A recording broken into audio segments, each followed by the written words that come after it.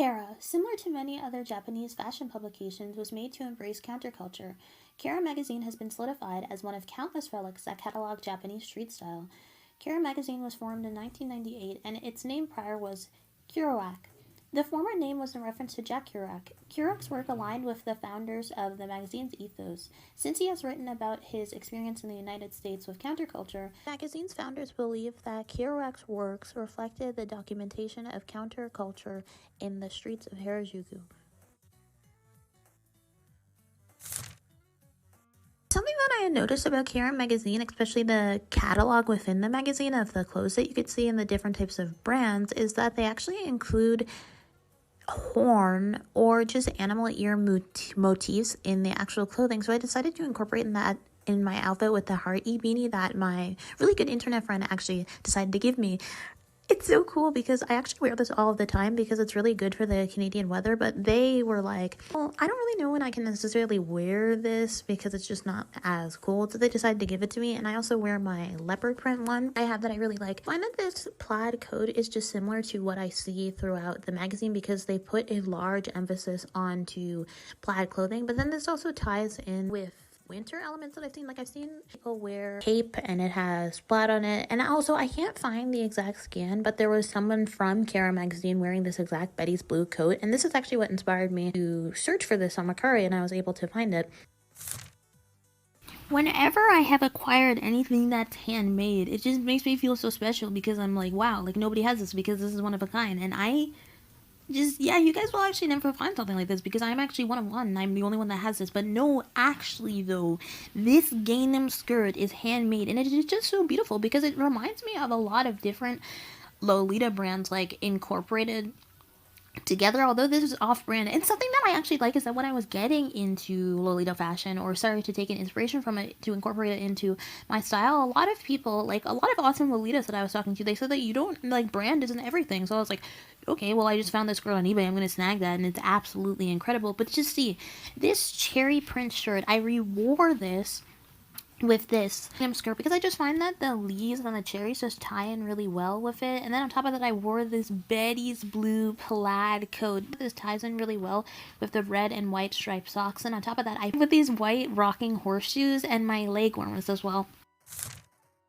I love having rocking horseshoes that are this like shiny, latexy, like I really do like the matte ones because I have a bunch of pairs of ones that are matte, but I love this like shiny design because I just find that it adds another element of texture, although rocking horseshoes are just so I just like them so much. But anyway, this outfit I really like because the cherry print top mixed on the bottom with the Lolita dress, and then on top of that I actually have a skirt. I love when I'll get comments of people being like, oh, like, where's your dress from? Because I'm like, that is not a dress. I have like 4 different skirts on my body right now, and I have like 2 dresses actually on, and I get so excited because I'm like, ooh, it must look really cohesive then. But anyway, I decided to pair that with this lace garden shirt. I absolutely love the bell sleeves. One of my internet friends that's super cool, she actually introduced me to like Taobao, like how I can like get stuff on there, and I found this really cool like brand on there, and I find that this shirt like fits so well. I was so surprised like by how amazing the quality was. I was like, wow, like this website has like really good stuff and the shipping is a good price. Like it was so awesome. Where.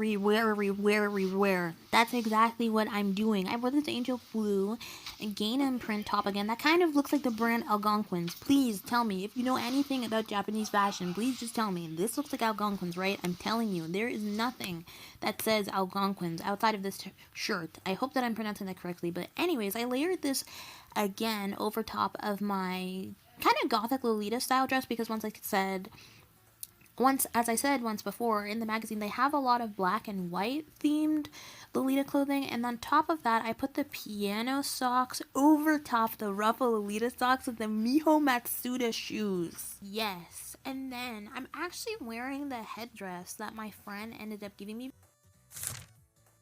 I realized about myself and my style ever since I was younger, I've always absolutely loved Victorian themed items. Like I love all of like the ruffles and the draping and just like the way that the back curves and accentuates and it creates like a tail design kind of like it kind of reminds me a little bit of like a mermaid tail or a fish tail. I just think it's so cool and I just think it's so intricate because I typically don't wear too much black. Like, I would say that my style is more colorful. I make sure to accommodate for that in how intricate the textures and detailing is going to be on the black that I incorporate in my outfits, but that's what I decided to do here. And the bottom lip service skirt, I was really excited when I found this because this is actually quite similar to Lolita fashion as well, because Lolita fashion takes a big inspiration from the Victorian era, but I find that these ruffles in the skirt look very similar to a lot of what I've seen in the fashion catalogs in Kera magazine. Like, they look quite similar.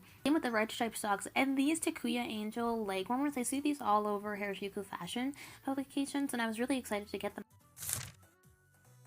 I think that these Betty Blue coats were like some of the best things that ever happened to me, because in 2022, like when I really started to be into fashion, because although I was into fashion since like literally third grade, like 2022 was when I started to become invested in thrift shopping in the way that I started to become very knowledgeable about brands. I used to be obsessed with getting penny lane coats, and I've built like a strong collection, but since like that clothing was no longer fitting me and I had to sell a lot of my clothing, the fact that these like Betty Blue coats were almost like exactly what I was looking for, because they tie in the fact that I just love like penny lane coats that I've always gotten from American brands with my interest in Japanese fashion, and just like having like fur and it being 100% wool. I've always like I love that so much. But once again, I just decided to wear this lip service skirt because I find that this looks similar to what is in Kara magazine, and specifically in like the catalog sections, the striped socks, and then these leg warmers, and then the white rocking horseshoes. They just go really well with the white fur on my jacket.